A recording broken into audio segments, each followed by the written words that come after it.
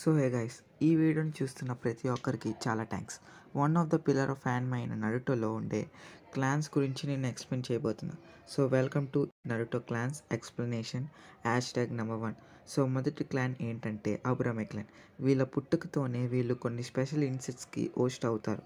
ఆ ఇన్సెక్ట్స్కి భోజనం ఏంటో తెలుసా? వాళ్ళ హోస్ట్ ఒక చక్రానే. అండ్ వీళ్ళు ఇన్సెక్ట్స్తో కమ్యూనికేట్ చేయగలరు. ఇవే కాకుండా వీళ్ళు ఇన్సెక్ట్స్ని చాలా పనులకే యూజ్ చేస్తారు, లైక్ ట్రాకింగ్ ఎనిమీస్.